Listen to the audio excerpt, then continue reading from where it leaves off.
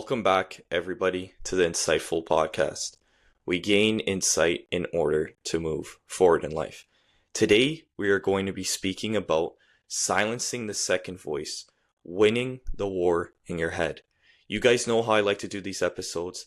5 points, go through all of them, get straight to the point, give you some wisdom that you could take away from this video and start applying to your own life. So let's get into it. But before we start, I want to hear your guys' feedback on how the quality of the podcast has improved. Let me know in the comments if you're liking the way the podcast is being filmed now. Without further ado, let's get into this episode. The first point is identify the two voices. Break down the difference between the authentic voice, truth, purpose, and clarity, and the second voice, doubt, fear, and procrastination. This is very important, and you need to understand and spot the difference. A lot of the times you think you're always going to be on your purpose. You think you're always going to be clear on your goals. But the reality is that second voice is going to creep up on you in those times of doubt and insecurity. You need to realize that this voice will always exist. No matter how much you self-improve, no matter how much you try to be the best version of yourself, no matter how much internal work you do, that second voice is always going to be there, right? So in those moments when you feel like giving up and that second voice is louder than the voice that is always telling you to stay on your purpose, just recognize that you are just not feeling the best, or you're just kind of in that moment of doubt. And because of that, don't let it spiral into you making a decision to give up on your goals, right? Because the reality is that will always be there. You'll always have times of doubt. You'll always have times of procrastination and fear about your goals, but you are able to overcome it. You are able to push past it and do the things you know you need to do in order to become your best self. The second point is the second voice is loud but not true. The voice of fear often shouts the loudest but carries the least amount of truth. Teach that volume doesn't equal validity. The loudest thought isn't always the right one. And this is something that people get confused all the time. If you're someone that constantly doubts themselves, that thought can be extremely loud at most times. But just because that thought is loud and that self-doubt has been bothering you for quite a while doesn't mean it's the truth, doesn't mean that it's the answer to your problems, right?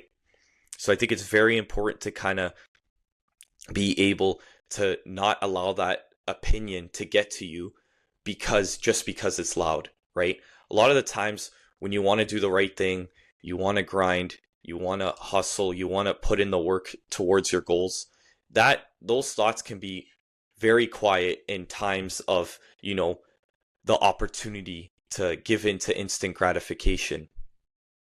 But it's super important that you realize that just because those thoughts will be louder sometimes than the ones that you want to have in your head, doesn't mean that they're right. So just keep that in mind. The third point is how the second voice gets fed. It gets fed by poor habits, negative self-talk, toxic environments, and fear-based inputs. Make the second voice stronger and how to cut off its fuel source, right? All these things of you giving yourself negative self-talk, you doubting yourself, and being around people that don't have an open mindset, those will be the things that makes that second voice extremely loud, right? So if you want to quiet it down, you need to kind of start removing these things. When you're in moments of doubt, when you're in moments of negative self-talk, realize that it is happening, that you are going through it. And because you're going through it, you need to cut it off before it gets worse, right?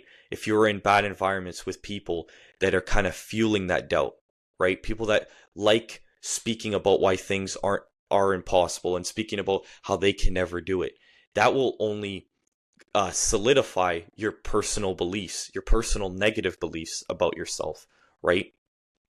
It is very hard to doubt yourself when you're in a room of people that don't people that don't outwardly doubt themselves, people that are always pushing past those doubts. They're always trying to be their best self. When you're around people like that, it is very hard to have a negative mindset. So it's super important that you surround yourself with people that are going to do the opposite of what brings you down. The fourth point is tactical replacements, not just suppression. You don't silence a second voice by ignoring it. You replace it. Real tactics such as affirmations, journaling, scripture, or mental reframing that overwrite negative narratives. In those times of doubt and negativity, you can't just tell yourself, I got to stop thinking like this. I got to stop thinking like this. The reality is you need to replace those thoughts with better ones. And that's where all those things come in: the mental reframing, the journaling, the scripture. It's just like when you are trying to break bad habits. You don't break bad habits by just stopping them. You break bad habits by replacing them, right? If you're someone that's addicted to video games and you can't seem to put them down, that's when you replace it with something like reading or something like picking up a new sport, something more productive in your life. You don't just stop playing video games and sit in your room and think, okay, what do I do next? You must replace them with something that is going to better your life, right? So it's super important that you don't just suppress these thoughts. You don't just suppress these feelings.